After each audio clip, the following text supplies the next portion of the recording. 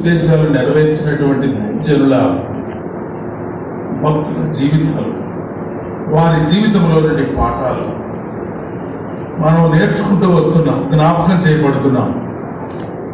ఎన్నో విశేషమైన సంగతులను వింటూ వస్తున్నాం. నేను సాధారణ పత్రిక అయినటువంటి యాకోబు పత్రికలోని 2 మాటలు ధ్యానం చేయడానికి నేను ప్రార్థనాపూర్వకంగా సిద్ధపడి, ఈ మాటలు జనరల్ వర్డ్స్ లైక్ ప్రావర్బ్స్, సామెతలు ఉన్నటువంటి మాటలు, వివిధమైన అంశాలతో కూడినటువంటి పత్రిక. దీని యొక్క స్టడీ సులభతరం కావడం కోసం 5 అధ్యాయాలు 5 హెడ్డింగ్స్ అని చెప్పాను నిన్న. మిగిలిన 3 చెప్పకుండా 2 మాత్రమే చెప్పాను. మొదటిది, పరిణితి చెందిన విశ్వాసి పరీక్షా సమయంలో ఓర్పు సహనం కలిగి ఉండాలి. A matured believer must be patient enough at the time of testing. పరీక్షా సమయంలో, పరిశోధన సమయంలో ఓర్పు కలిగిన వారుగా ఉండాలి. రెండవది, 2వ మాట, 2వ అధ్యాయం, A matured believer should practice truth. సత్యమును అనుసరించాలి.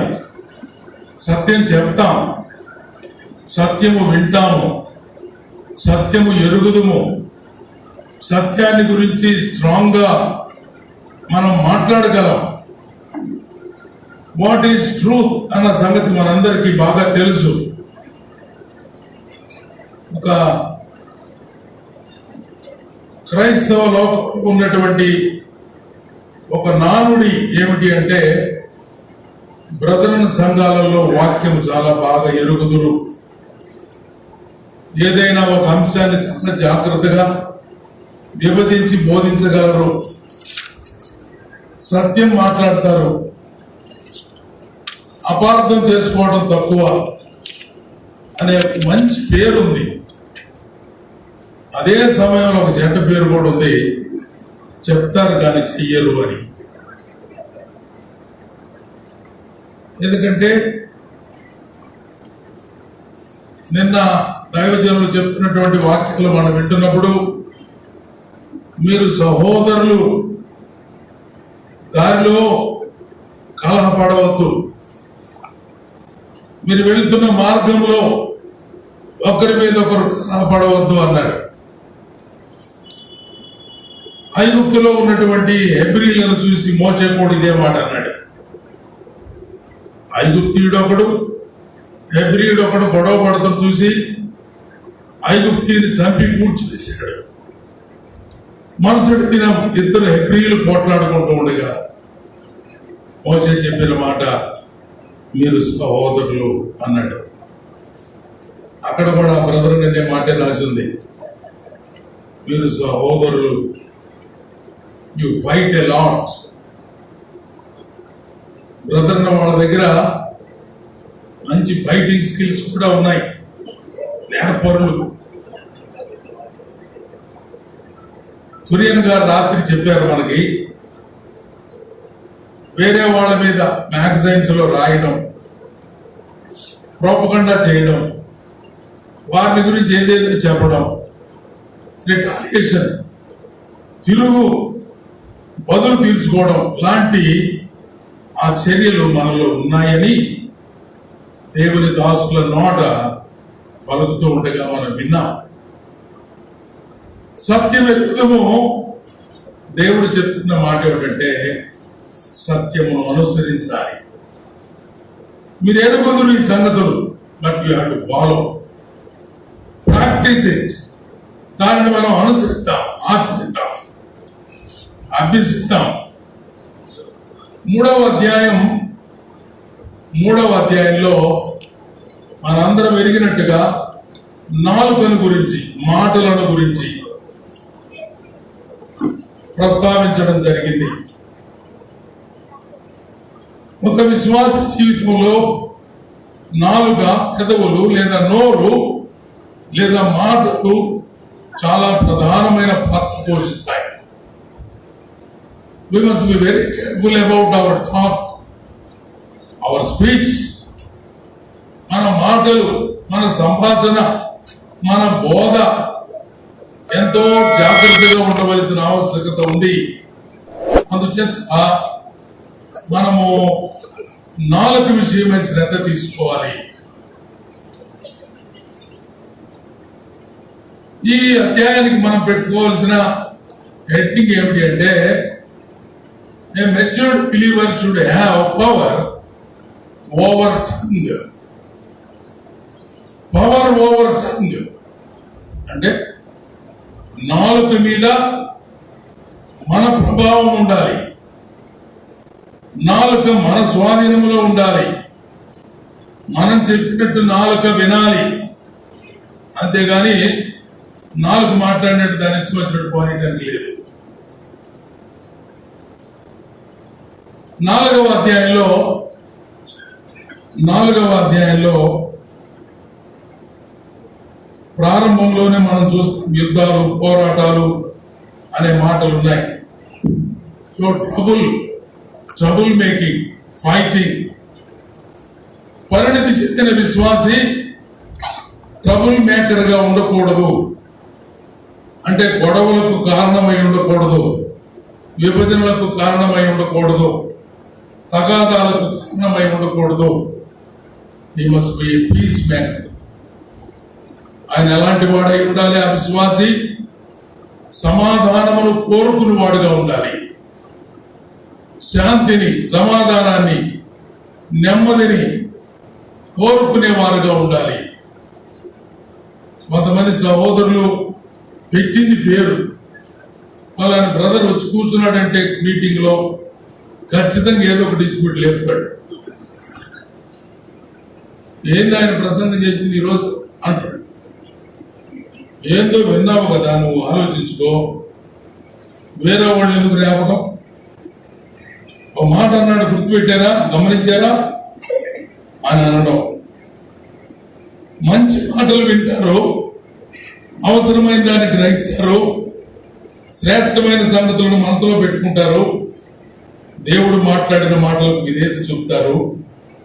కానీ ట్రబుల్ మేకర్స్ ఉన్నారే, వారు వీటి గురించి చాలా ఎక్కువ మాట్లాడతారు. That is giving trouble in the other hearts. ఇతరుల హృదయాలలో గలిస్తుంది తప్ప దానివల్ల ఏమి ప్రయోజనం లేదు.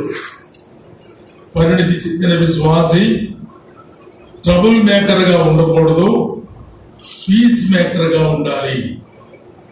మనం అక్కడికి వెళ్ళినప్పుడు అన్న ఎంత ప్రశాంతంగా ఉంటాడు, ఈ బ్రదర్ ఎంత నెమ్మదిగా ఉంటాడు, ఎంత చక్కగా మాట్లాడతాడు, కోపంగా చెప్పాల్సిన సంగతి అయినా కూడా ఎంత సున్నితమైన మాటలు చెప్తాడు కదా. పెద్ద పెద్దగా అనవడం, రంకెలేయటం, గొడవ చేయటం అటువంటి చెయ్యడు అని ఆ గుణం, ఆ లక్షణం మనకు ఉండాలి. So a matured believer must be a peacemaker, not a troublemaker. ఎవరికి వారు అర్థం ముందు నిలబడాలి. ఇప్పుడు నేను పీస్ మేకర్నా, ట్రబుల్ మేకర్నా? నా వల్ల గొడవలు వస్తాయా? నా వల్ల సమాధానము, నెమ్మది, శాంతి, సౌహృద్భావము, మంచి వాతావరణం అక్కడ ఉంటుందా? ఆలోచించుకోవాల్సినటువంటి అంశాలు 4వ అధ్యాయంలో ఉన్నాయి. 5వ అధ్యాయంలో ప్రార్థన గురించినటువంటి సంగతులు ప్రస్తావించబడ్డాయి. A matured believer must be prayerful man in troubles. శ్రమలలో, ఇబ్బందులలో, కష్టాలలో ప్రార్థనాపరుడైన వ్యక్తిగా ఉండాలి. గత రాత్రి వేళ కూడా మనం నెహెమ్యా జీవితంలో నుంచి ఎన్నో సంగతులు విన్నాం. సమస్య వచ్చినప్పుడల్లా దేవునికి మొరపెట్టడమే తప్ప వేరే సంగతి మనం చూడలేదు. వేరే వాళ్ళతో మాట్లాడలేదు, పని ఆపి దృష్టి మళ్లించుకోలేదు, ఇతరులను రిటాలియేట్ చేయలేదు, ఎవరికి ఏమి హాని కలిగించే మాటలు కూడా మాట్లాడలేదు. కానీ తనకున్న శ్రమ, తనకున్న బాధ సమస్తాన్ని కూడా దేవుని సన్నిధిలో ప్రార్థన ద్వారా మొరపెట్టాడు తప్ప వేరే పని చేయలేదు. అందుచేత a matured believer must be a prayerful man in times of trouble. శ్రమల కాలంలో ఇబ్బంది పడుతున్నప్పుడు, ఆపద వచ్చినప్పుడు ప్రార్థన చేయాలి తప్ప పరిణితి చెందిన విశ్వాసి చేయవలసినటువంటి పనులవి.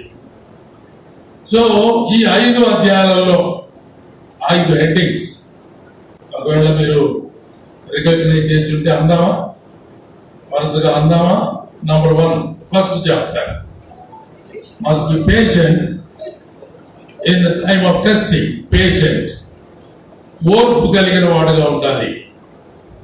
2వ అధ్యాయంలో ప్రాక్టీసెస్ ట్రూత్, సత్యమును అనుసరించువాడుగా ఉండాలి.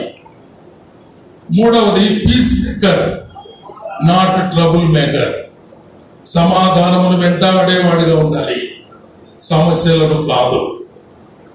4వది పీస్ మేకర్. 5వది ప్రేయర్ఫుల్ మ్యాన్. మీరు అబ్జర్వ్ చేసి ఉంటే ప్రార్థనాపరుడైన వ్యక్తి.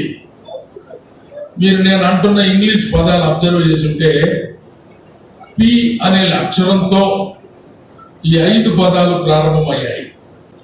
మొదటిది పేషెంట్, ఓర్పు కలిగిన వాడు. రెండవది ప్రాక్టీసెస్ ట్రూత్. 3వది పవర్ ఓవర్ టంగ్, అది మధ్యలో మిస్ అయినట్టుంది, ఇందాక వరుస చెప్పాడు.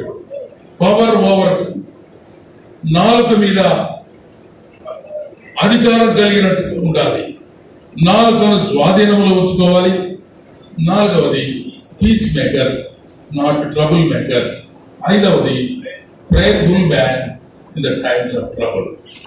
శ్రమల కాలంలో, శ్రమ సమయంలో, ఆపదలో ప్రభు దగ్గర ప్రార్థన చేయాలి. నిన్నటి దినాన మనం 2వ అధ్యాయంలో ఉన్నటువంటి కొన్ని సంగతులు మనం ధ్యానం చేస్తూ వచ్చాం. సమయానికి ముగించుకోవాల్సిన పరిస్థితిలో కొన్ని సంగతులు ధ్యానించకుండా ఆపివేయడం జరిగింది. 2వ అధ్యాయంలో మనం గమనించినప్పుడు ప్రభు అయిన దేవుడు తెలియజేసినటువంటి అద్భుతమైన సత్యాలు మనం చూచాం. సంఘములలో విశ్వాస విషయంలో మోమాటం ఉండరాదు అనే మాట చూచాం. అలాగే దేవుని యొక్క వాక్య సత్యాలను విస్మరించి మన వచ్చినట్టుగా ప్రవర్తించడానికి వీలు లేదు.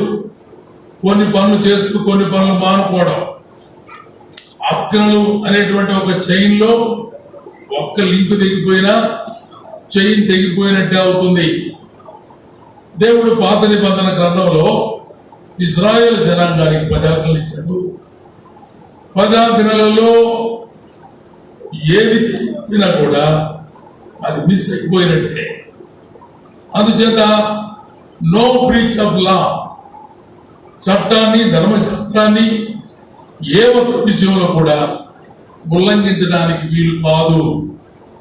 నిన్ను వలె నీ పొరుగు వారిని ప్రేమించమన్నాడు. మార్కు సువార్త 10వ అధ్యాయంలో యేసు ప్రభు దగ్గరకు ఒక యవనస్తుడు వచ్చాడు. ధనవంతుడైన వాడు వచ్చాడు. అతడు ఉద్యోగి కూడా, అధికారి కూడా. అటువంటి వ్యక్తి వచ్చి పలికిన మాట మనందరికీ తెలుసు. ఏమన్నాడు?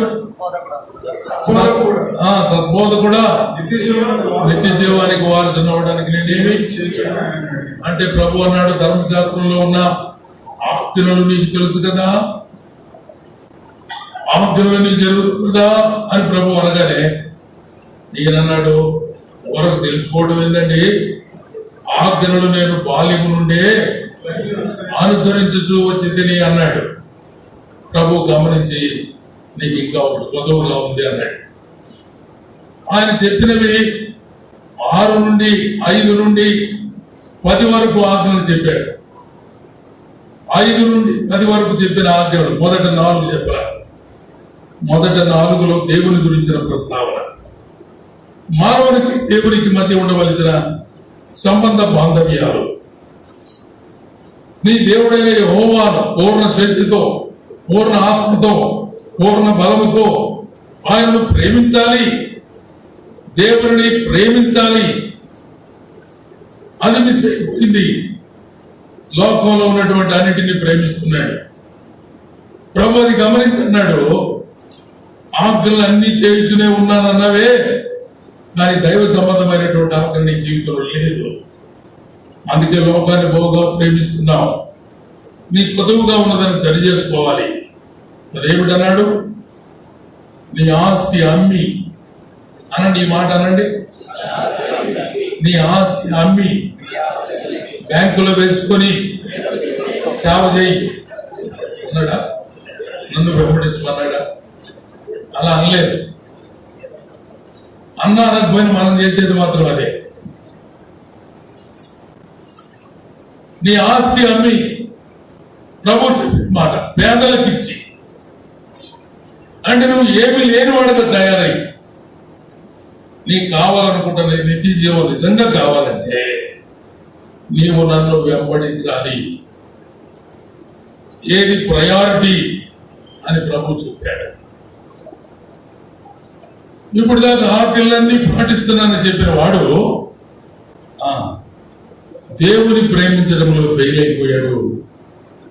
లోకాన్ని, తన ఆస్తిని, తనకున్నదంతా ప్రేమించినట్టుగా అతను దేవుని ప్రేమించలేకపోయాడు. బైబిల్ గ్రంథంలో మనం చదువుతూ ప్రభు దగ్గరికి ఎవరైనా వచ్చి ముఖము చిన్నపుచ్చుకొని ఏమి దీవెన పొందకుండా, ఆశీర్వాదం పొందకుండా వెళ్ళినటువంటి వ్యక్తి ఇతనే కనబడతాడు కదండి. నాకు కావాలి అని అడిగి ప్రభు దగ్గర పొందుకోకుండా వెళ్ళిన వాడు వీడే. నిత్య జీవం కావాలి అన్నాడు, ఓ కమాన్. ప్రభు చెప్పిన మాటకు విధేయత చూపించలేదు.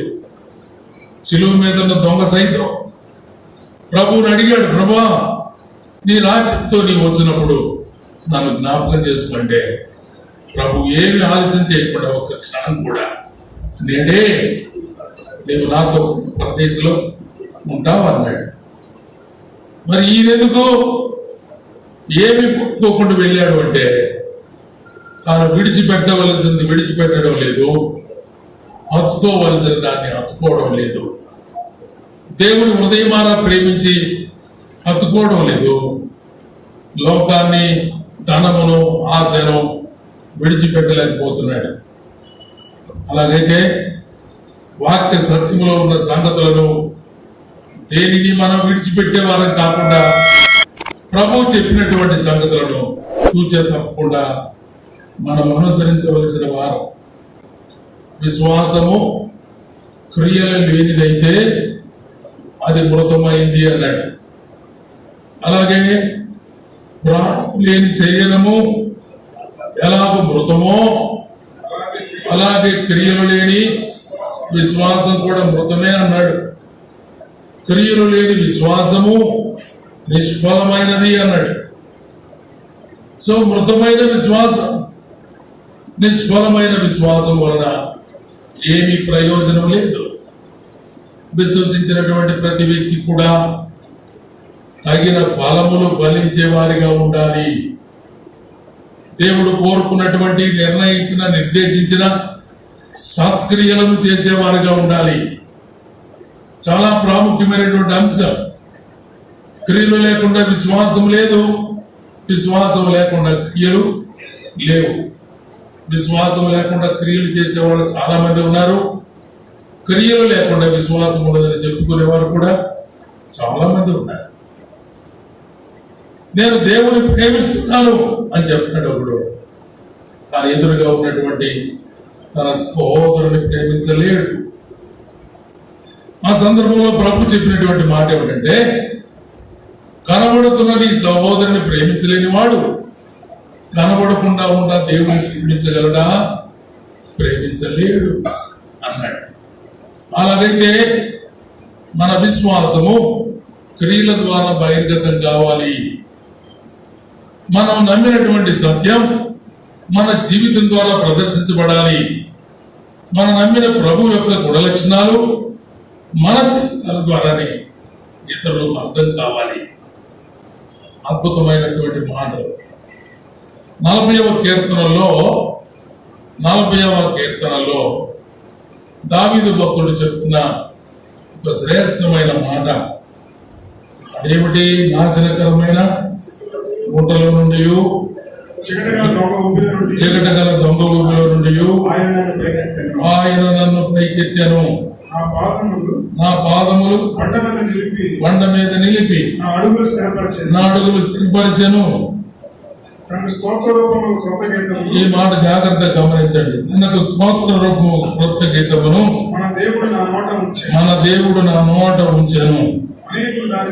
అనేకులు దానిని చూచి భయభక్తులు కలిగి పాటను చూచి వాస్తవానికి ఏం మాట ఉండాలి? అక్కడ విని అని ఉండాలి. విని అని చెప్తారు. కానీ పరిశుద్ధాత్మ దేవుడు ఎంత స్పష్టంగా, ఎంత జాగ్రత్తగా ఈ మాట వ్రాయించాడు. నీవు పాడినటువంటి స్తోత్ర రూపమైన క్రొత్త గీతం అనేకులు చూడాలి. నీ జీవితంలో అనేకులు చూడాలి. ఏమి పాడావో దాన్ని ప్రవర్తించాలి. ఏమి మాట్లాడుతున్నావో అది నీ జీవితంలో కనబడాలి. అవే క్రియలు, విశ్వాస సంబంధమైన సత్క్రియలు, దేవుడు నిర్దేశించిన క్రియలు, దేవుడు నిర్ణయించిన క్రియలు. అబ్రాహాము సంగతులు మనం ధ్యానం చేస్తూ వింటున్నాం దేవుని దాసుల ద్వారా. మనందరికీ తెలుసు 22వ అధ్యాయంలో దేవుడు అబ్రాహాముతో మాట్లాడుతున్నాడు. అబ్రాహామా, ప్రభువా, చిత్తం మాట్లాడండి, వింటున్నాను. నీవు నన్ను ప్రేమిస్తున్నావని నేను కూడా ఎరుగుదును, కానీ నీవు నన్ను ప్రేమించినట్లయితే నీవు ప్రేమించే నీ ఒక్కడయ్యున్న కుమారుడు ఇస్సాకును నాకు దానబలిగా అర్పించి అన్నాడు. దేవునికి కూడా తెలుసు అబ్రాహాము హృదయం. దేవునికి తెలుసు అక్కడున్న పరిస్థితిలో. మనం చదువుతాము, హెబ్రీ గ్రంథంలో మనం చదువుతాము, అబ్రాహాము ఇస్సాకును అర్పించినప్పుడు అనే మాట మనం చదువుతాం. వాస్తవానికి ఫిజికల్ గా, లిటరల్ గా అబ్రాహాము ఇస్సాకును అర్పించలా, మనసులో డిసైడ్ అయిపోయాడు. అర్పించడానికి సిద్ధపడిపోయాడు. కాళ్ళు చేతులు బంధించి బలిపీఠం మీద పెట్టాడు. తన ఖడ్గాన్ని పైకెత్తాడు. సిద్ధపడిపోయాడు. It almost done. దాదాపుగా ఆ కత్తి తన మీద పడడమే ఆలస్యం. దేవుడు, పరిశుద్ధాత్మ దేవుడు వ్రాయించిన మాట, అబ్రాహాము ఇస్సాకును బలిగా అర్పించి అన్నాడు.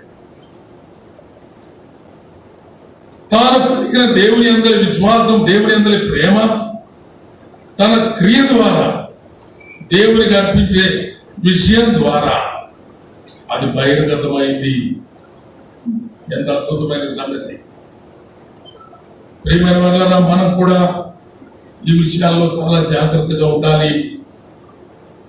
విశ్వాసము బాగా ఉన్నదని చెప్పుకుంటాము, కానీ క్రియల ద్వారా అది తెలియడమే లేదు. నేను చేస్తున్న క్రియలు మన విశ్వాసాన్ని చూపించేదిగా ఉండాలి. అలా మనం జాగ్రత్త వహించాలి. మనం దైవ గ్రంథంలో అనేకమైనటువంటి మాటలు మనం చదువుతాం. అలా చేయడం ద్వారా దేవునికి మహిమ. మత్తయి సువార్తలో ఒక మాట, 5వ అధ్యాయం 16వ వచనం. మత్తయి సువార్త 5వ అధ్యాయం 16వ వచనం. మనుషులు మీ సత్క్రియలు చూడాలి. చదవండి. పరలోకమందున్న మీ తండ్రిని పరలోకమందున్న మీ తండ్రిని మహిమపరచునట్లు వారి ఎదుట మీ వెలుగు ప్రకాశింపనీయండి. మీరు చేస్తున్న సత్క్రియలు దేవుని మహిమ కొరకు వాటిని ప్రకాశింపనీయండి. మనం చేసే సత్క్రియల ద్వారా దేవుని నామానికి మహిమ కలుగుతుంది. అలాగూ మనం చేయవలసినటువంటి బాధ్యత మన మీద ఉన్నది. అందుచేత సత్క్రియలు చేసేవారిగా చాలా వచన భాగాలు సత్క్రియల గురించి ఎన్నో మాటలు మనం ధ్యానం చేస్తాం. షార్ట్ ఆఫ్ టైం 3వ అధ్యాయంలో ఉన్న కొన్ని మాటలు కూడా ధ్యానం చేయాలని నేను ఇష్టపడుతూ ఉన్నాను. అదేమిటంటే, దేవుని పిల్లలమైన మనం, దేవుని దాసులమైన మనం, పరిణితి చెందిన విశ్వాసులైనటువంటి ప్రతి ఒక్కరూ నాలుకను స్వాధీనంలో పెట్టుకోవడం కూడా చాలా ప్రాముఖ్యమైనటువంటి అంశము. ఎలా పడితే అలా మాట్లాడడానికి వీలు లేదు, ఏది పడితే అది మాట్లాడడానికి వీలు లేదు. దీనికి కారణం ఏమిటి అనంటే, మనం పలికే ప్రతి మాట దేవుని సముఖములో తీర్పునకు గురి అవుతుంది. వ్యర్థమైన మాటలు ఉచ్చరించకూడదు, చాలా జాగ్రత్త వహించవలసిన అవసరం ఉంది. ఈ ప్రారంభ వచనంలో మనం చదివితే, నా సహోదరులారా, బోధకులమైన మనము మరి కఠినమైన తీర్పు పొందుతామని తెలుసుకొని మనమేమి ఇప్పుడు ఈ రోజుల్లో సేవకులు లేరు, బోధకులు లేరు, వాక్యం చెప్పేవాళ్ళు లేరు, ట్రైనింగ్ ఇస్తే బాగుండు, అంట చేస్తే బాగుండని మనం ప్రయాసపడుతున్నాం. పనివారి కోసం ప్రార్థన చేస్తున్న మాట నిజమే, కానీ అదే సమయంలో దేవుడు మనకు హెచ్చరిక చేస్తున్న మాట కూడా మనం గ్రహించాలి. ఏమంటున్నాడు? బోధకులమైన మనం మరీ కఠినమైన తీర్పు పొందుతాము. బోధకుల పని బోధించే పని, ప్రకటించే పని, హెచ్చరించే పని, మాట్లాడే పని, లోతైనటువంటి సంగతులను దైవ గ్రంథం అనే ధననిధిలో నుంచి వెలికి తెచ్చే పని, ఇతరులకు ప్రయోజనకరంగా ఉండే మాటలు చెప్పవలసిన పని. అయితే బోధకులమైన మనం మరీ కఠినమైన తీర్పు పొందమని తెలుసుకుని మీరు అనేకులు బోధకులు కాకుండా. ప్రభు అయిన యేసుక్రీస్తు వారు మంచి బోధకుడు. ప్రభు అయిన యేసుక్రీస్తు వారు అద్భుతమైనటువంటి బోధకుడు. కొండ మీద ప్రసంగంలో 3 దినాలు ఆయన ప్రసంగిస్తూ ఉంటే ప్రజలు భోజన సంగతి కూడా మర్చిపోయి విన్నారు. ఆఖరిలో ప్రభు అన్నాడు, వీళ్ళందరూ దారిలో పడిపోతారేమో, సమస్యలు పోతారేమో, 3 దినాలుగా ఆహారం లేదు, అన్నపానాలు లేవు వాళ్ళకి. షుగర్ పేషెంట్లు తెచ్చుకున్నట్టు ఎవరు వాళ్ళు సంచుల్లో బిస్కెట్ ప్యాకెట్ ఉంటుంది అనుకోండి, ఎవరి దగ్గర వారి దగ్గర భోజనాలు ఉన్నాయి. అవసరం వచ్చినప్పుడు చిన్నగా తింటున్నారు. ఓకే, అందుకనే కదా ప్రభు అడిగాడు, మీ దగ్గర ఏమున్నాయంటే ఉన్నాయి. అయినా దాని మీద పెద్ద టైం తీసుకోవాలా, పెద్ద శ్రద్ధ తీసుకోవాలా. అవసరమైనటువంటి రీతిలో వారు భోజనం చేసిన ప్రభు వారందరికీ మరి చివరిలో భోజనం పెట్టాడు. ఆ సంగతి మనం అద్భుతంగా చెప్పుకుంటాం, ఎన్నోసార్లు ధ్యానం చేస్తాం. మనం వినాల్సినటువంటి మాట అదేమిటి అంటే, ఆయన మంచి బోధకుడు. ఏమిటి ఆయన బోధలో ఉన్నటువంటి ప్రత్యేకత? ఆయన బోధించిన ఏ విషయం కూడా ఆయన చెయ్యకుండా చెప్పలేదు.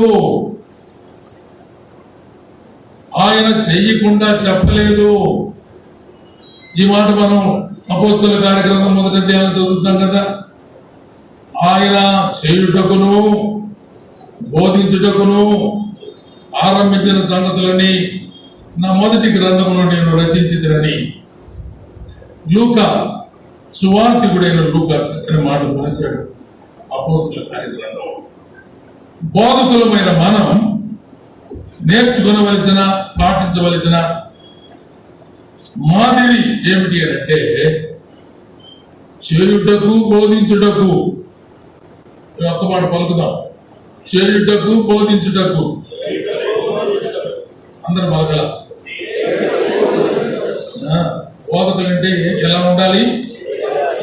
చేయుటకు. అది యేసు అనుసరించిన మాదిరి, యేసు చూపించిన మాదిరి. ఆయన చేసిన సంగతులు చెప్పాడు, చెప్పిన సంగతుల్లో ఏది చేయకుండా మానలేదు. బోధకులమైన మనకు తీర్పు ఎందుకు?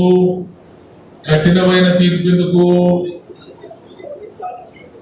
బోధిస్తాం కానీ వాటిల్లో అనేకం చెయ్యం. We miss so many things. చాలాసార్లు దేవుని సేవకులుగా సంఘంలో ఉన్న వారికి కొన్ని హెచ్చరికలు చెప్తాం.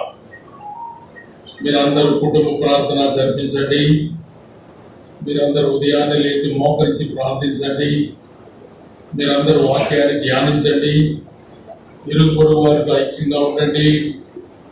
సంగతులు ఎన్ని చెప్తుంటాం మనం? చాలా చెప్తాం. ఎప్పుడన్నా పొరపాటున తటస్థ పడితే పక్కింటోళ్ళు ఎవరనంటే వాడికి మాకు మాటలు లేవండి. పక్కింటోళ్ళు ఎవరో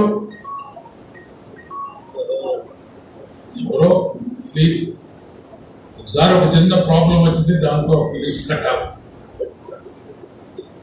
మందిరంలో ఏం చెప్పాను? ఇరుగు పొరుగు వారితో ఐక్యంగా ఉండండి, ప్రేమించండి, క్షమించండి, రక్షణ సువార్త ప్రకటించండి. మీ మాదిరి ద్వారా వాళ్ళు రావచ్చు. స్త్రీలారా, వాక్యం లేకుండానే మీ యొక్క యోగ్యమైన పవిత్రమైన ప్రవర్తనను బట్టి వాక్యం లేకుండా మీ భర్తలు ప్రభు దగ్గర రాబట్టబడవచ్చు అనేటువంటి మాటలు పేతురు భక్తుడు రాశాడు 3వ అధ్యాయంలో. అని అంటూ మన జీవితంలో మాదిరి కానీ, చెప్పినట్టుగా తగిన ప్రవర్తన కానీ మన జీవితాల్లో లేకపోతే మనం ఆ విషయమై నేరస్తులం అవుతాం. దాని విషయమై తీర్పు తీర్చబడవలసి వస్తుంది. అందుకే అంటున్నాడు, చాలా జాగ్రత్తగా ఉండాలి. బోధకులమైన మనం, రాస్తున్న యాకోబు గారు కూడా ఈ మాట కలుపుకున్నాడు, బోధకులమైన మనం మరీ కఠినమైన తీర్పు పొందుతాం. Be careful about your words. నీ బోధన గురించి జాగ్రత్త, నీ ప్రసంగాలు జాగ్రత్త, నీవు మందిరంలో చెప్పే మాటలు జాగ్రత్త. వాక్యములో ఉన్న సంగతులే చెప్తావు, అయితే నీ జీవితం కనబడడం లేదు. అందుచేత జాగ్రత్త వహించాలి. 2వ వచనం చాలా విచిత్రమైనటువంటి వచనం కదా, చదవండి. అనేక విషయములలో మనమందరం తప్పిపోచున్నాము. ఎంత మాట అండి ఇది! ఎవరు యవనస్తుడు నన్ను నేరుగా అడిగాడు, ఈ మాట చదివినట్టున్నాడు, అన్నా నువ్వు ఏ విషయంలో తప్పిపోతున్నావు అని అన్నాను. ఇదేంటిరా తప్పిపోయేది ఏంటి అన్నా. ఇక్కడ రాసింది కదా అన్న 3వ అధ్యాయం 2వ వచనంలో, అనేక విషయములలో మనమందరము తప్పిపోవచ్చు ఉన్నాం. So we can understand that man is a మానవుడు లోపాలు కలిగిన వాడు. భక్తుడైన దావీదు లోపం కలిగిన వాడు, భక్తుడైన మోషే సేవకుడైన వాడు లోపం కలిగిన వాడు. టేక్ ఎనీ మ్యాన్, ఏ మనిషిని మనం తీసుకున్నా కూడా కదా, అపోస్తుడైన పౌలు ఏం చేసి ఉండట్లే అనుకుంటా ఉన్నాం. అపోస్తుడైన జాన్ మార్కు విషయంలో కోప్పడి బర్నబా ఆయన పెద్ద గొడవ జరిగింది. వీడికి నా ముఖం చూడకూడదు అన్నాడు. చాలా రోజులు దూరంగా పెట్టేశాడు. కొద్ది రోజులు అయిన తర్వాత మళ్ళీ రమ్మన్నాడు. వాడు మంచోడే రమ్మని చెప్పాడు. ఎక్కడో ఒక చోట మాటలలో పొరపాటు పడతానే ఉన్నాం. గబాలను అనరాని మాట్లాడటం. జోపన్న గారు మొన్న చెప్పాడు కదన్నా, మొదటి రోజు చెప్పినట్టున్నాడు.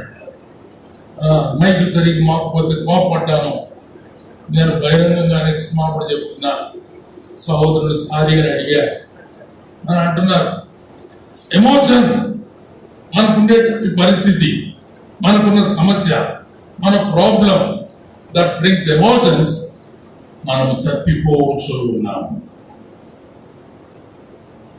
భార్యాభర్తలు, పిల్లలు, తల్లిదండ్రులు, ఈ విషయాల్లో చాలా విషయాల్లో మనము తప్పిపోవచ్చు ఉన్నాము. దేవుని దగ్గర ఈ మాట క్షమాపణ కోరుకుందాము అందరం. దేవా, నా దైనందిన జీవితంలో అనేక విషయాలలో తప్పిపోతున్నాము. అందుకే ప్రతి దినదినము నీ వాక్య వెలుగులో మేము జాగ్రత్తగా చూసుకుని నడవలసిన బాధ్యత మాకుంది. అనేక విషయములలో మనము తప్పిపోవచ్చుకున్నాము, తొట్టుపడుతున్నాము. ఎవడైనా మాట ఎందు తప్పని ఎడల అట్టివాడు లోపము లేనివాడై తన సర్వ శరీరమును స్వాధీనమందు ఉంచుకొనగలవాడు అగును, శక్తి గలవాడు అగును. మాట విషయంలో తప్పిపోకుండా ఉండగలిగితే లోపము లేనివాడుగా ఉంటాడు. మనం అనేక విషయంలో తప్పిపోతున్నాము అన్నాడు ముందు. మాట విషయంలో తప్పిపోకుండా ఉంటే, ఇక్కడ కూర్చున్న వాళ్ళందరూ ఒకసారి చేయి పైకి ఎత్తండి. కూర్చున్న వాళ్ళందరూ, నిద్రపోయేవాడు వద్దు అందరూ. Okay, your all alert.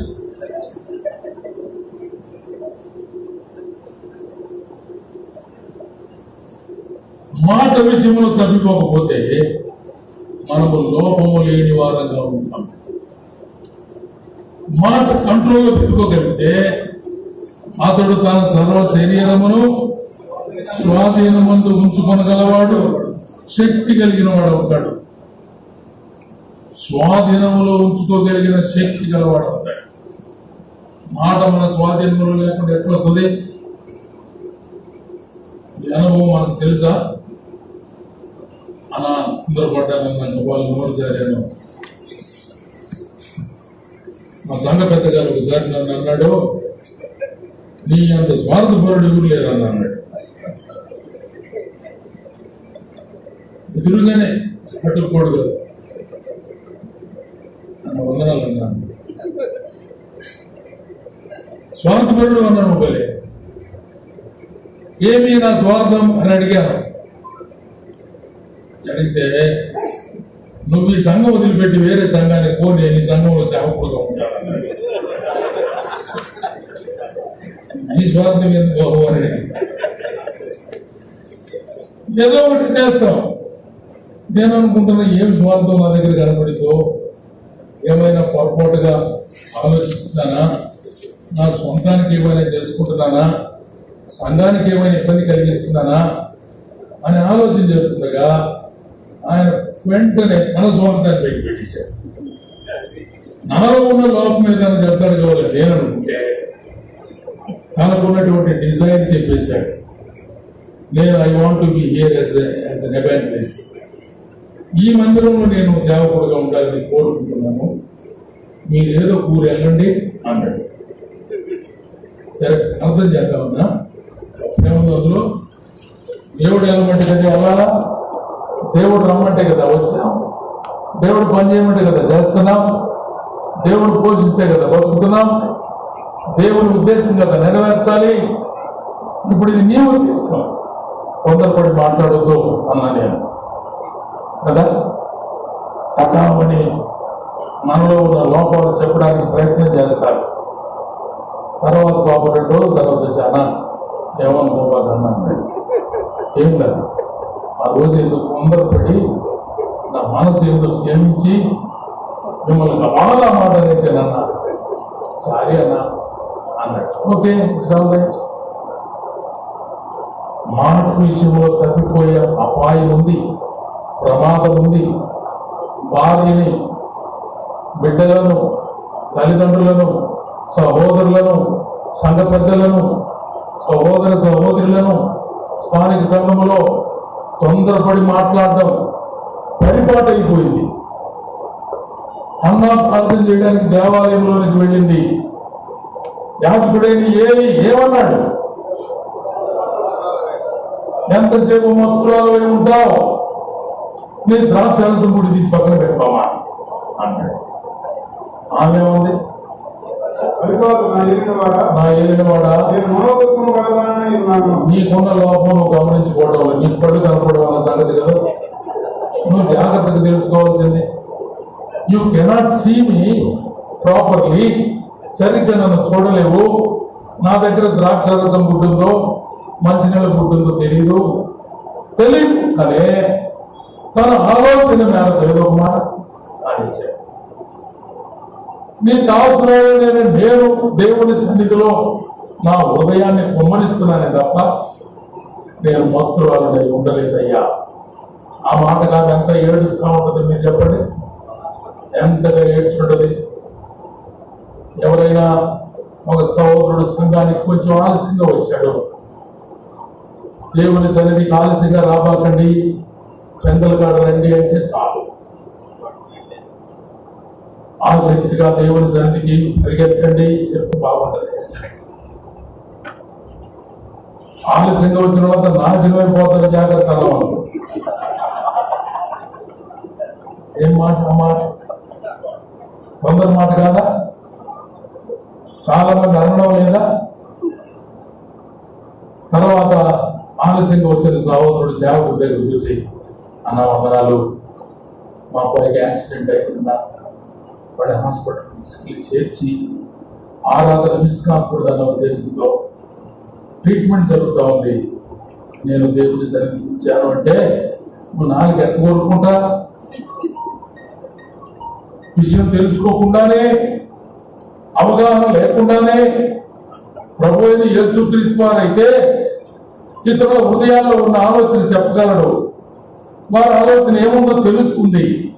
మానవ మాటలు వారి మనకు ఆ సంగతి తెలియదు కదా. మన మాటలు కంట్రోల్లో ఉండాలి, ఆలోచించి మాట్లాడాలి, ఆలోచించి మాట్లాడాలి, జాగ్రత్తగా మాటలు కొద్దిగా ఉండాలి. సాధ్యమైనంత వరకు ఇతరులను గాయపరిచే మాటలు మాట్లాడకుండా జాగ్రత్త వహించాలి. ఈ అధ్యాయంలో 4 ఇచ్చినటువంటి మాటలు చెప్పాడు. 3వ వచనంలో చూడండి, గుర్రాలను లోబడడం కోసమై నోటికి కళ్ళెం పెడతారు. వాటి శరీరం అంతా తిరుగుతుంది కదా. ఆ కళ్ళెం ఒక్కటే గుర్రం యొక్క బాడీ అంతా తిప్పేస్తుంది. అది ఎటు ప్రయాణం చేయాలి, అటు కారుకు సీలింగ్ ఉన్నట్టు. పాత దినాల్లో గుర్రాలు కాబట్టి మోటార్ సైకిల్కి హ్యాండిల్ ఉన్నట్టు. గుర్రము సర్వ శరీరాన్ని నడిపేవాడి స్వాధీనంలో ఉంచాలంటే నోటికి కళ్ళెం పెట్టాలి, నోటికి కళ్ళెం పెట్టాలి కదా. అలాగే సముద్రాలలో పెద్ద ఓడలు నడుస్తూ ఉంటాయి, దానికి చిన్న చుక్కాణి ఉంటుంది. చుక్కాణి ద్వారా ఆ పడవ ఎటెల్లాలో, ఓడ ఎటెల్లాలో అది స్టీరింగ్ అన్నమాట. దానికి అది తిప్పబడుతుంది. అది చిన్నదే అయినప్పటికీ కూడా స్టీరింగ్ యొక్క స్వాధీనంలో, కళ్ళెం యొక్క స్వాధీనంలో ఆ గుర్రం ఉంది, ఆ ఓడ ఉన్నది. అలాగే మనిషి అంతా కూడా నోరు కంట్రోల్లో ఉంటే, నాలుక స్వాధీనంలో ఉంటే మనిషి ప్రవర్తన అంతా కూడా చాలా జాగ్రత్తగా ఉంటుంది. నాలుకల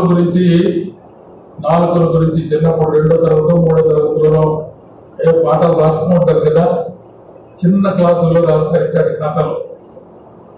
నాలుక, నరవలేని నాలుక, ఎన్నెన్నో మాటలు ఉన్నాయి. నరవలేని నాలుక అంటే ఎటుబడికట్టు తిరుగుతుంది, ఏమంటే అది మాట్లాడుతుంది. దైవ గ్రంథం ఏం చెబుతుంది? నాలుక అగ్ని, నాలుక పాపపు ప్రపంచం. చూడండి అక్కడే 6వ వచనం చూడండి. నాలుక అగ్నియే. నాలుక అగ్ని. నాలుక మన అవయవములలో ఉంచబడిన పాప ప్రపంచమై సర్వ శరీరమునకు మాలిన్యం కలుగు చేస్తుంది. నాలుక మాలిన్యాన్ని కలుగు చేస్తుంది. ప్రకృతి చక్రానికి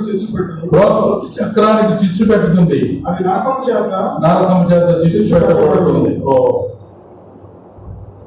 నాలుక మన శరీరంలో ఉన్న అవయవాలలో పాపపు ప్రపంచం అంటది. పాపానికి సంబంధించిన అన్ని అంశాలు నాలుగు దగ్గర ఉన్నాయి. నోరు మాట్లాడే దాన్ని బట్టి బయట జరిగే సంభవాలన్నీ జరుగుతాయి. ఒక భార్య తన భర్తను ఎట్టబడితే అట్టు మాట్లాడేది అనుకోండి. ఎట్టబడితే అట్టు మాట్లాడితే భర్త ఎంతో రౌద్రుడైపోయి విధేయత లేని భార్య చాలా అసహ్యంగా ప్రవర్తించింది అని ఎంతో మరి స్ట్రాంగ్ డెసిషన్ నీతో ఎన్నడూ మాట్లాడండి. ఎంత స్ట్రాంగ్ డెసిషన్ చూడండి. దానికి పర్యవసానం ఏంటి? ఎందుకలా అనవలసి వచ్చింది? ఆయన ఎందుకలా ప్రవర్తించవలసి వచ్చింది? ఆ భార్య తన భర్తకు విధేయత చూపకుండా ఇష్టం వచ్చినట్టు మాట్లాడటం ద్వారా ఇందులో మనకి ఒక 6 పోలికలు చెప్పబడ్డాయి. ఈ 3వ అధ్యాయంలో నాలుకల గురించి 6 పోలికలు చెప్పబడ్డాయి. ముందు మనం చదువుకున్నట్టుగా మొదటి జంట కళ్యము చుక్కాణి, రెండవ జంట అగ్ని విషము, మూడవ జంట ఫలము నీటి బుగ్గ. చూడండి, ఆ మాట కనపడుతున్నాయా? మొదటి జంట చెప్పండి. మొదటి జంట ఏమిటిది? కళ్యము చుక్కాణి. రెండవ జంట అగ్ని విషం. మూడవ జంట ఏదో బైబిల్ చదువుతున్నారు, రాసుకుంటున్నారు, లేకపోతే వాళ్ళు తలకాయ తెచ్చుకున్నారు, ఏం అర్థం కాదు నాకు.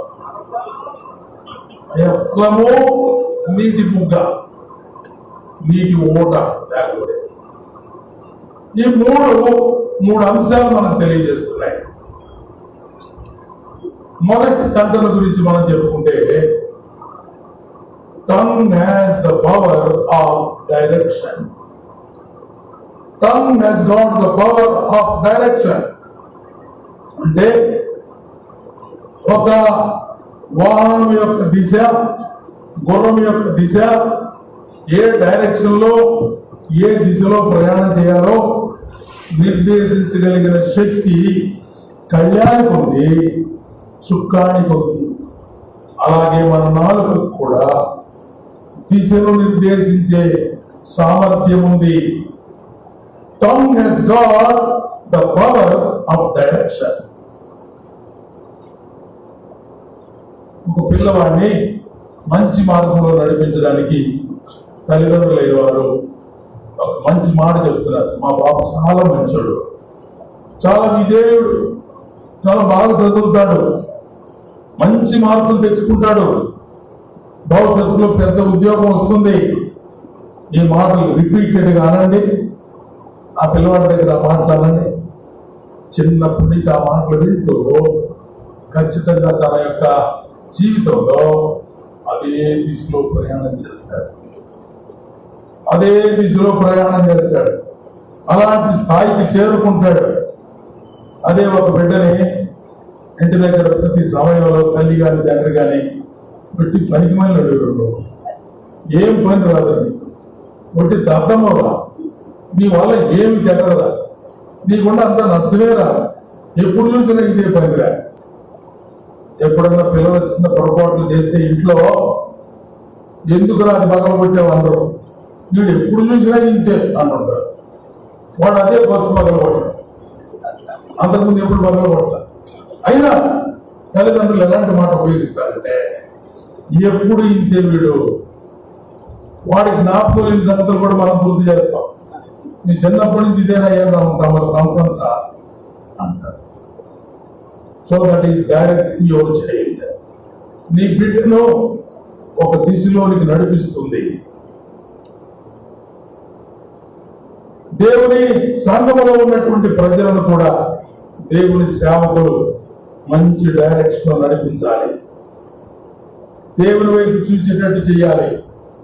ఆసక్తి కలిగిన వారుగా ఉండేటట్టు నేర్పించాలి. దేవుని ప్రజలను చిన్నదైన మార్గంలో నడిపించవలసిన బాధ్యత. Your tongue has got the power of direction. ఈ మాట మనం గుర్తుపెట్టుకుందాం. పిల్లలకు చెప్పిన అలాగే అవుతుంది. దేవుని సంఘంలో ఉన్న ప్రజలకు నేర్పించినా కూడా మంచి డైరెక్షన్ లో నడిపించిన వారు అవుతాం. రాంగ్ డైరెక్షన్ కూడా అంతే. ఒకవేళ రాంగ్ డైరెక్షన్ ఇస్తే చెప్పేవాడిని బట్టి రాంగ్ డైరెక్షన్ లోనికి వెళ్ళిపోతారు. ఒక ఆయన చెబుతున్నాడు మీటింగ్ లో, అమ్మా ఆలస్యంగా వస్తే వచ్చేది కానీ నిద్ర వచ్చేవాళ్ళు కొనుక్కోండి, ఆయనకి పలారం పెట్టేటప్పుడు లేపుతాము, అప్పుడు మీరు పలారం తీసుకుని వెళ్ళిపోతుంది. కానీ కూర్చునేవాడు కూర్చోండి, గోడ కనుక్కునేవాడు గోడ కనుక్కోండి, కొనుక్కోదలుచుకునేవాడు కొనుక్కోండి అంటున్నాడు. తర్వాత అడిగా మీకు ఏంటండి అట్లా చెప్తున్నాను, వాడు చేసే పనులే అందుకని మనం అదే చెప్తే పోలా అంటే మనుషులు కోరుకున్నట్టుగా మనం బోధించడమా, వాళ్ళు చెప్పినట్టుగా చేయడమా? దేవుని సన్నిధిలో క్రమంగా కూర్చోండి, ఎవరు నిద్రపోవద్దు, జాగ్రత్తగా ఉండండి, భయభక్తులు కలిగి ఉండండి, ప్రభువుని గణపరచండి. Let us fear God. దేవుడు అంటే భయభక్తులతో ఉందా? అది కదా మనం నేర్పించాలి. చేయలేకపోయినా కొంతమంది ప్రయత్నం చేసి నేర్చుకుంటారు కదా, ఏం పర్వాలేదు రిలాక్స్ అంటే మనం చెప్పిన దానికంటే అధికంగా పాడైపోయే అవకాశం ఉంది. How are you directing your family? నీ కుటుంబాన్ని ఎలా నడిపిస్తున్నావు? సంఘాన్ని ఎలా నడిపిస్తున్నావు? నీకు అప్పగించినటువంటి మంద విషయమై జాగ్రత్త. అపోస్తలుడైన పౌలు చెప్పిన మాటలు అపోస్తల కార్యక్రమం 20వ అధ్యాయంలో, దేవుడికి అప్పగించిన మంద విషయము జాగ్రత్త. మీ మటుకు మీరు టేక్ కేర్ ఆఫ్ ఇట్. 2వ గంటలో మనం చూస్తాం, పోలికలు చూసాం. 2వ గంటలో ఏముంది? అగ్ని విషం. అగ్ని విషం. It has got power of destruction. Tongue has got power of destruction అంటే నాలుకకు ఎలాంటి శక్తి ఉంది అంటే నాశనం చేయగలిగిన శక్తి ఉంది, నాశనం చేసే శక్తి కూడా ఉంది. అపవాది యొక్క ప్రతినిధులుగా ఉన్న కొందరు కుటుంబాలను పాడు చేయడం కోసమై ఎన్నో మాటలు మాట్లాడతారు. That has not the power of destruction. నాశనం, నష్టం, ఇబ్బంది, కష్టం మన జీవితాల్లో తీసుకొచ్చేటువంటి మాటలు కూడా ఉన్నాయి. ఒక ఆయన బాబు సంచి తీసుకుంటే ఊరికి వెళ్తా ఉన్నాడు. ఎదురుగా వచ్చిన మరొకటి అన్నాడు, ఈ రోజు పోయిందే ప్రయాణం. అంతలోకి పిల్లి ఒకటి పోయిందటు. అరే రెండోది కూడా పిల్లి కూడా ఇటు పోయిందిరా అంటే పాపం వీడు అంటున్నాడు, అవన్నీ మేమేం పట్టించుకోవాలండి, మాకు అసలు అటు మీద నమ్మకాలు లేవు. ఈ రోజు ఏ వారం అయినా పర్వాలా, పిల్లి వచ్చిన పర్వాలా, నక్క వచ్చిన పర్వాలా, ఏది వచ్చిన పర్వాలా అనుకుంటూ వెళ్ళాడు. వెళ్ళాడు కానీ బయటికి పోయిన తర్వాత వాడు ఆ మాట అన్నాడే, మనసులో ఇదే గొడవ. ఆ మాట అన్నాడే వాడు, నేను అనుకున్న పని జరగడం లేదే, ఏదో మొత్తానికి ఆటంకం జరిగిందే. ఇప్పుడు మనసులో ఏం ముద్రపడింది? వాడు చెప్పిందే కరెక్ట్ అన్నట్టుంది. వాడు చెప్పింది సత్యమా అబద్ధమా? ఇప్పుడు సత్యం అన్నట్టుంది. వాడు చెప్పింది అబద్ధం, అది ఒట్టి మాట, అది కల్పన. సాధారణ ప్రతినిధి అని వాడు మాట్లాడాడు. వాడి మాట మన మనసులో తీసుకుంటే మన పనులన్నీ డిస్ట్రక్ట్ అవుతాయి, నాశనం అయిపోతాయి.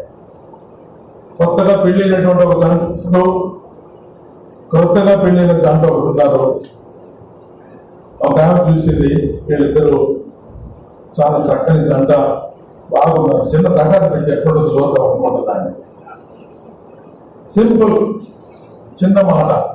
ఆ కొత్తగా పెళ్ళైన అమ్మాయిని అడిగింది, అమ్మా నీ భర్త బాగా చూసుకుంటున్నాడా?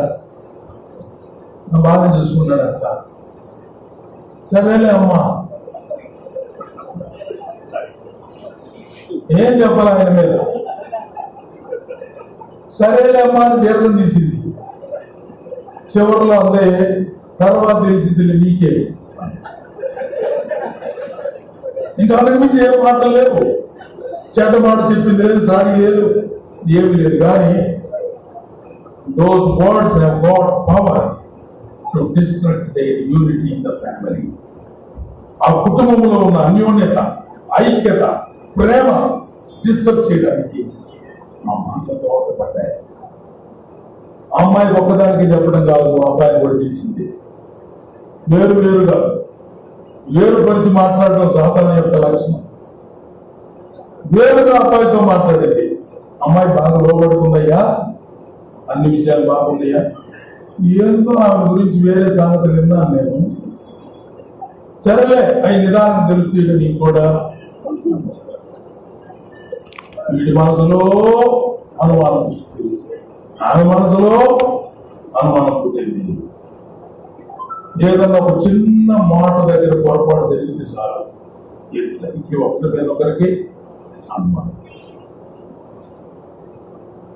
నా భార్య పెళ్ళైన రోజున మొట్టమొదటి మాట ఇదే చెప్పే నేను. పెళ్ళైన తర్వాత ఏం మాట చెప్తారు పోస్ట్ మంది. నేను చెప్పిన చెప్పుడు మాట బాగా గమనించి, మన ఊర్లోనే 3 జంటలు విడిపోయి ఒక తల్లి గారు ఉన్నారు. ఆమె ఊరికి పని చేస్తుంటది, భోజనానికి రమ్మంటది, టిఫిన్ తాగి అంటది, రమ్మంటది, ప్రేమగా మాట్లాడుతుంది, కొత్తగా పెళ్ళైన అమ్మాయికి వచ్చిన పెడుతుంది. ఇవన్నీ బాగున్నాయి. బట్ వర్డ్స్, డిస్ట్రక్టివ్ వర్డ్స్, నాశనం పరిచేటువంటి మాటలు అవి. సాధారణ ఏదైనా తోటలో మాట్లాడిన మాటలు అవ్వతో ఆహాము లేని సమయంలో మాట్లాడిన సంభాషణ జాగ్రత్తగా చదివి చూడండి. డిస్ట్రక్టివ్ వర్డ్స్ మనం చాలా జాగ్రత్త. అగ్ని తగలబెడుతుంది. ఎంతో పెద్దదైన అరణ్యాన్ని ఒక చిన్న అగ్గిపోగా అరణ్యం మొత్తాన్ని. వేరే దేశాలలో, ఆసియాలలో, ఎక్కడో దేశాల్లో మనం అప్పుడప్పుడు చూస్తుంటాం, ఓ రోజుల తరబడి కాబడతానే ఉంటాయి. అరణ్యాలు కొండల మీద కాలిపోతా ఉంటాయి. స్టార్టింగ్ లో ఎంత నిప్పు, చాలా చిన్న నిప్పు అడవినంతటిని తగలబెడతా ఉంది. ఎంత దారుణం. విషం ఒక్క చుక్క చాలు, ఒక్క చుక్క చాలు. 100 పాలల్లో ఒక్క చుక్క విషం వేస్తే అది మరణానికి దారి తీస్తుంది. ఎంత దారుణం. మన మాటలుగా ఉండకూడదు, అగ్ని వలె ఉండకూడదు, విషము వలె ఉండకూడదు. దానికి నాశనం చేసే శక్తి కూడా ఉంది. అందుకనే మన మాటలు చాలా జాగ్రత్తగా ఉండాలి. సామెతల గ్రంథంలో, ప్రసంగిక గ్రంథంలో, కీర్తనల గ్రంథంలో ఎన్ని సంగతులు మాటల గురించి ఉన్నాయి. రెఫరెన్స్ ఇప్పుడు ప్రత్యేకంగా చెప్పవలసిన అవసరం లేదు, సమయం కూడా లేదు. మూడవది మనం చూస్తాం, 3వ జంట పోలికలు, ఫలము, నీడముక. దాని గురించి చెప్పబడిన మాట మనం చదివితే ఎంత శ్రేష్టమైన మాట చూడండి. 11వ వచనం చదివైనా, నీటి పొగలో ఒక చెర నుండి తీయని నీరును చేదు నీరును ఊరున ఆ సహోదరులారా, అంజూరపు చెట్టున ఒలివ పండ్లైనను ద్రాక్ష తీయను అంజూరపు పండ్లైనను కాయన అటువలనే ఉప్పు నీళ్ళ నుండి తీయని నీరును ఊరవు. విశ్వాసుల జీవితాలలో మనం చూడగలిగినటువంటి ప్రకృతి విరుద్ధమైనటువంటి ఒక అంశం ఏమిటి అంటే, ఉదయం పూట తీయటి నీళ్ళు ఉంటాయి, మధ్యాహ్నం నుంచి ఉప్పు నీళ్ళు ఉంటాయి. ఎవరిలో నేనంటే ఆ మాట అంటే విశ్వాసులు ఉదయం ఆదివారం ఉదయాన్నే చక్కగా సిద్ధపడి దేవుని సన్నిధికి వచ్చి ఆరాధన, స్తోత్ర గీతాలు, ప్రభువును స్తుతించడం, గణపరచడం, చక్కని అద్భుతమైన దేవుని వాక్య విభజన, మంచి ప్రసంగాలు అయిపోయాయి. మధ్యాహ్నం నుండి అంతా ఇంకా ఉగ్గు నీళ్ళంటే మానవుడు దేవుని యొక్క రూపంలో నిర్మించబడిన మానవుని శపించడానికి కానీ, దూషించడానికి కానీ, లేకపోతే వేరే మాటలు మాట్లాడడానికి కానీ ఏమి వెనకాడం. పొద్దుటిపూటేమో కమ్మని పాటలు పాడొచ్చాం, చక్కగా దేవుని స్థుతించి వచ్చాం. సాయంత్రానికి మన రుచి అంతా మారిపోయింది. యాకోబు భక్తులు అలా జరుగుతుందా ప్రకృతిలో? అలా ఉండదు కదా. మరి మీలో ఎందుకు ఇలా ఉంది? అంజూరపు చెట్లు, ద్రాక్ష చెట్లు తేడా చెప్పేశాడు. ద్రాక్ష తీగలు అంజూరపు పండ్లు కాయవు, అంజూరపు చెట్లు ద్రాక్ష కాయలు. మంచి చెట్టు మంచి ఫలములు ఫలిస్తుంది, కాని చెట్టు కాని ఫలములు ఫలిస్తుంది. అందుచేత ప్రియమైన వాళ్ళరా, నాలుక ఎంత ఘోరమైనటువంటి సంగతులు చేస్తుందో ఉదాహరణల ద్వారా చెప్పబడ్డాయి. మాటల గురించినటువంటి శ్రద్ధ చాలా అవసరం. అపోస్తుడైన పౌలు తిమోతికి చెప్తున్నాడు, మాటలో, ప్రవర్తనలో, విశ్వాసంలో నువ్వు మాదిరిగా ఉండాలి. మాటలు మాదిరిగా ఉండాలి. కృతజ్ఞతా వచనమే కానీ ఎఫెసు పత్రికలో రాయబడిన మాట, కొలస్సీ పత్రికలో రాయబడిన మాట, సంఘములో ఉన్న దేవుని పిల్లలైన వారి మాటలు ఎలా ఉండాలో చక్కని సంగతులు మరి వ్రాయబడ్డాయి.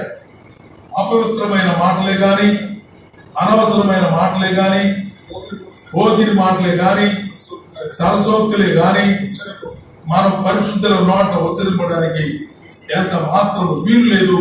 అవి మనకు తగవు. మాటలు చాలా జాగ్రత్తగా ఉండాలి. ఒక మాట మనందరికీ తెలుసు, హృదయం నిండిన దాన్ని బట్టి. నీ హృదయం దేనితో నింపబడి ఉంది? దేవుని ప్రేమతోనా? దేవుని పని పట్ల ఆసక్తితోనా? దేవుని అందరి ప్రేమ, దేవుని అందరి పరిచర్యతోనా?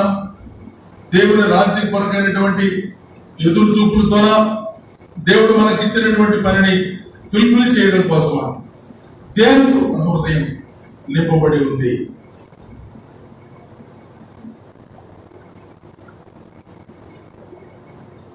దాన్ని బట్టి మనం మాట్లాడతాయి. భక్తిగా ఉన్నటువంటి చాలాసార్లు వందనాలు చెప్పాం. పిల్లలు భక్తిగా ఉన్నారు, భయభక్తులు నేర్పించాలంటాం కదా. భయభక్తులు నేర్పండి అంటే బైబిల్ చేతికిచ్చి వందనాలు చెప్పడం నేర్పిస్తాం. ప్రార్థన చేసినప్పుడు ఆమేన్ అనడం నేర్పిస్తాం. కానీ కీర్తనకారుడు 34వ కీర్తనలో చాలా శ్రేష్టమైన మాటలు అన్నాడు. పిల్లలారా మీరు వచ్చిన మాట వినండి, భయభక్తులు నేర్పిస్తాను. ఏమిటది?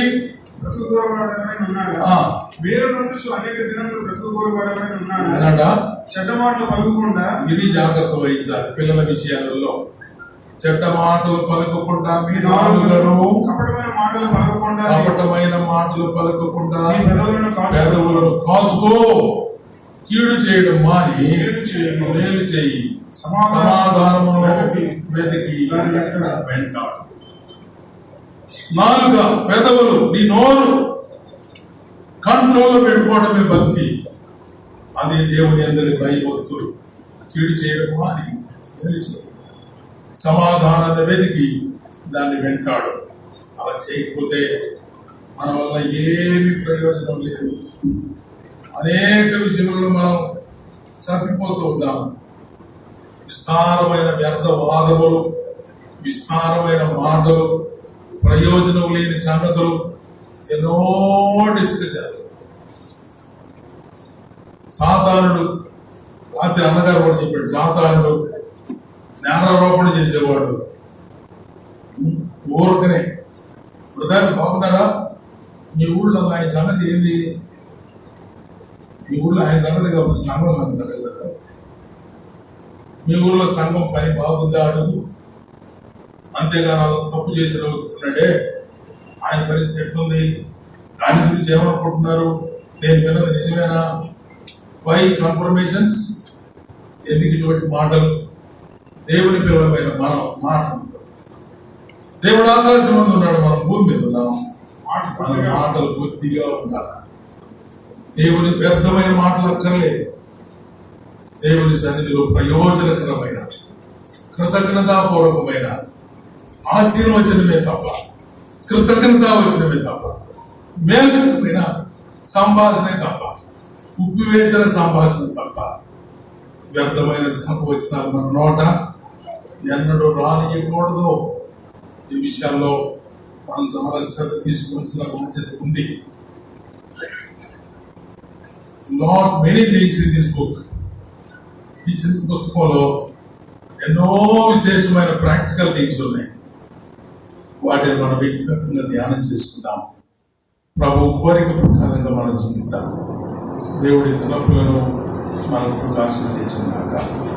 చిన్న మాట ప్రార్థన. ప్రేమగల తండ్రి, స్తోత్రం.